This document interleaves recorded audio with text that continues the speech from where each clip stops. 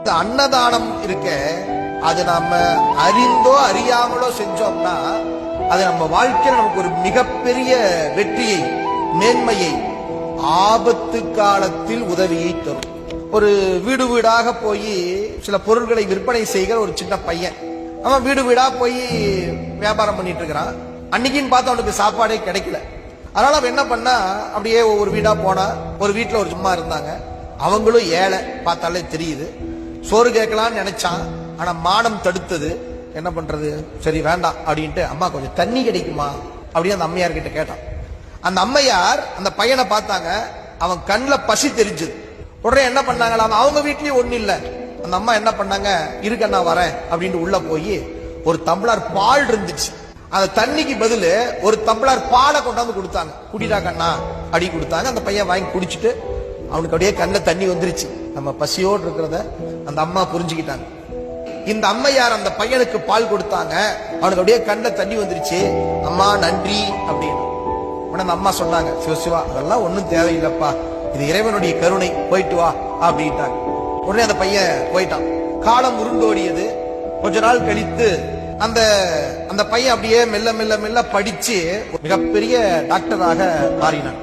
அந்த அம்மையார் அந்த பையனுக்கு சோறு போட்டாங்க இல்லையா, அந்த அம்மையார் பாத்தீங்கன்னா காலத்தால வயசாகி போய் ஒரு தீவிரமான ஒரு நோய், அந்த அம்மையார் ஹாஸ்பிட்டல்ல சேர்த்தாங்க. அந்த ஹாஸ்பிட்டல்ல இந்த பையன் டாக்டரா இருக்கிறான். இப்ப அவங்க அந்த அம்மா ஹாஸ்பிட்டல்ல சேர்த்தியாச்சு. மருத்துவ சிகிச்சை பிரம்மாண்டமான முறையில சிகிச்சை நடக்குது. பெரிய செலவு, 10 லட்சம் ரூபாய் அந்த அம்மையாருக்கு செலவாகி போச்சு.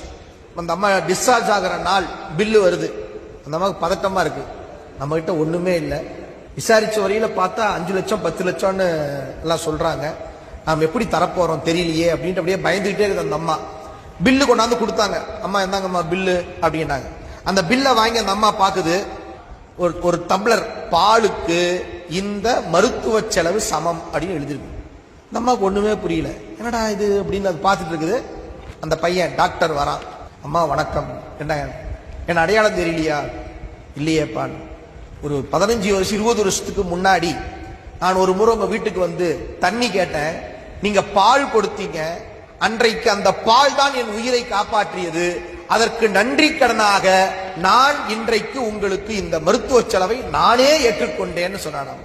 பாருங்களேன், அந்த தர்மம், அன்றைக்கு எந்த விதமான எதிர்பார்ப்பும் இல்லாமல் செய்த அந்த அன்னதானம், ஒரு டம்ளர் பால் 10 லட்சம் ரூபாயாக பெருகி இருக்கிறது என்று சொன்னால் அந்த அன்னதானத்தினுடைய பெருமையை நாம் என்னவென்று சொல்வது?